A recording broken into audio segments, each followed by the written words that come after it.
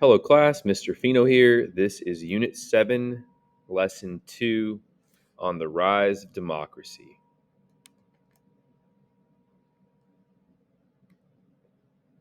So in this lesson, you will learn how democracy developed in ancient Greece. The first question is, how did city-states develop in ancient Greece? So as we saw in the previous section on the geography, steep mountains separated Greek communities from each other. And you can see on the map here, you can see how most of the center of the country is this, dark, brownish color, and you can see that's mountains. Those are mountains. So you can see only along these little areas here, little flatter green areas, that's where they would have lived. Though they all spoke the same language, each community developed its own unique city. And because each city had its own laws, army, and currency or money, they became known as city-states. What did the government look like from 2000 to 800 BCE? So that is approximately 4,200 or 4,022 years ago to about 2,822 years ago. And so city-states were ruled by a monarch or a king. Initially, the people of city-states were able to choose their kings, selecting them. But over time, kings demanded that after their death, power go to their oldest son. So it was inherited. My boy.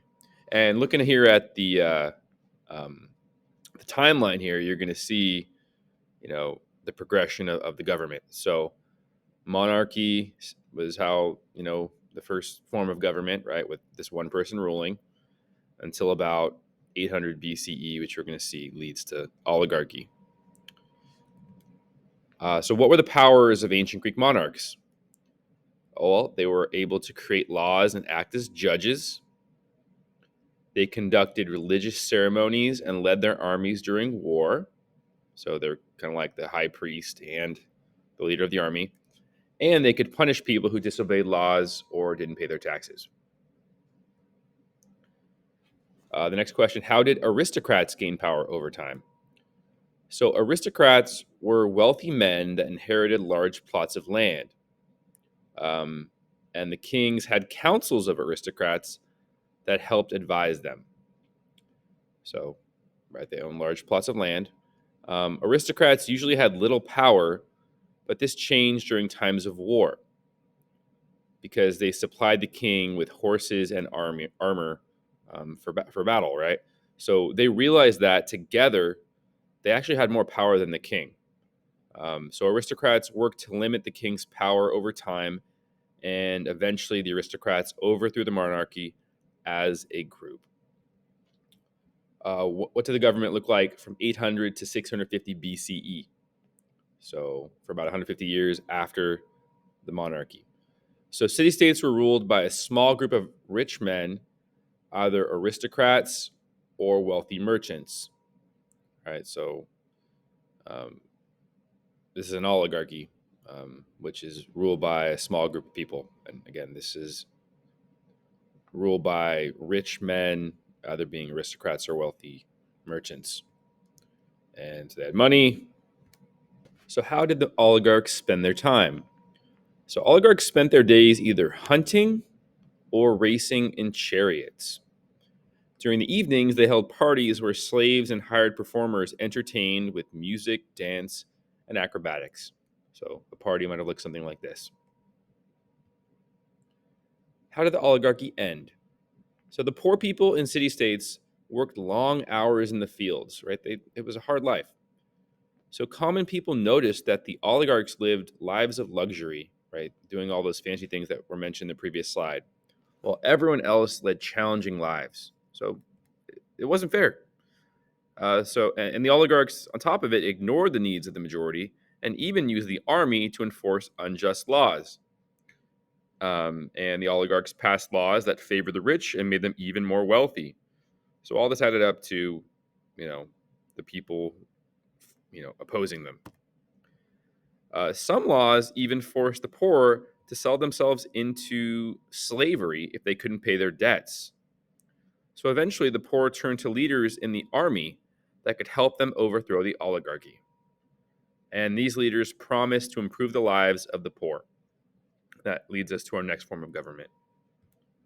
So, what did the government look like from 650 to 500 BCE? City states were ruled by a tyrant, a military leader that promised positive change.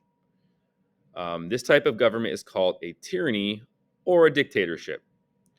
So, what you need to know about this is when we think of a dictatorship or a tyrant today, we think of a crazy king that is treating people poorly, or you know these types of leaders that like Hitler or Stalin or Mao Zedong that or Mussolini that threatened people and killed people and did it for power and did it for you know often crazy reasons, right?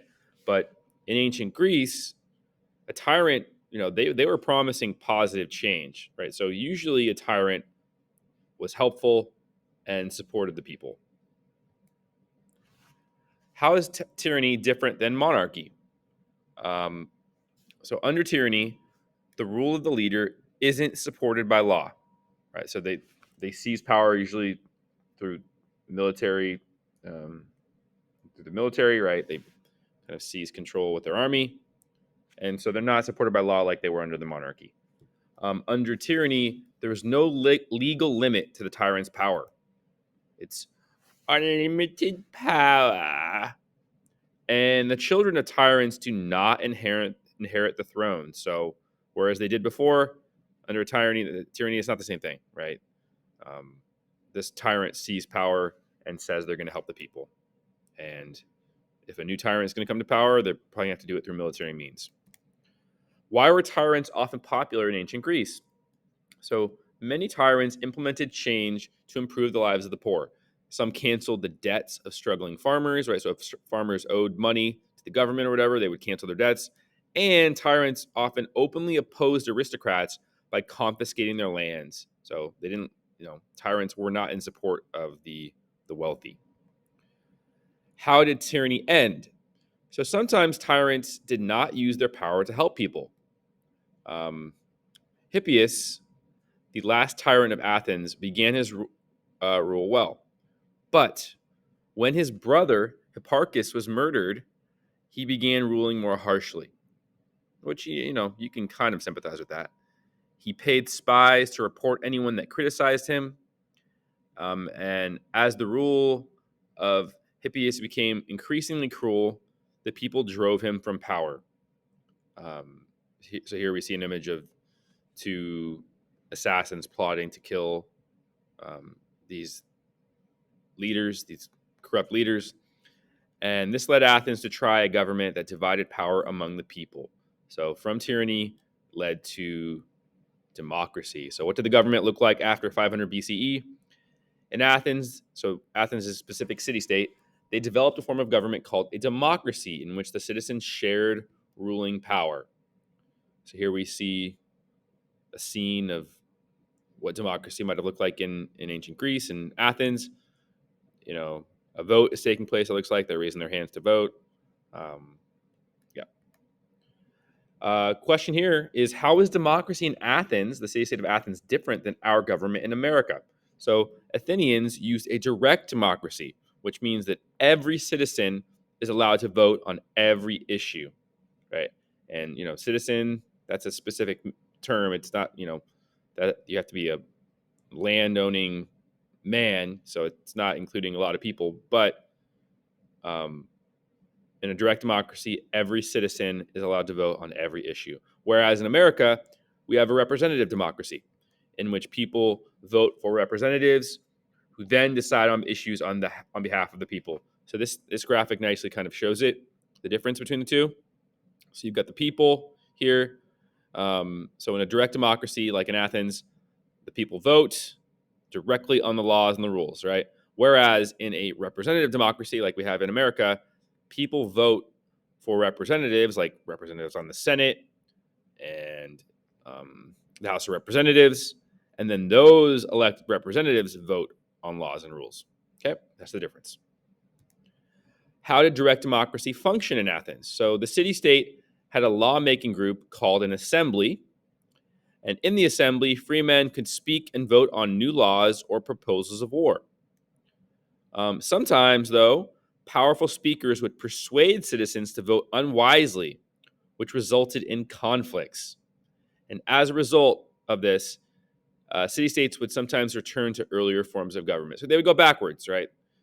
I think most would agree democracy is one of the more progressive government forms. But, you know, it after it became a democracy, it didn't stay that way. It went back to other forms of government, tyranny, monarchy, oligarchy. It just kind of, fluctuated from there. So in this lesson, you learned how democracy developed in ancient Greece. So we learned that it started off a monarchy, but over time, the aristocracy, right, the aristocrats wanted to take power from the king, and that led to an oligarchy.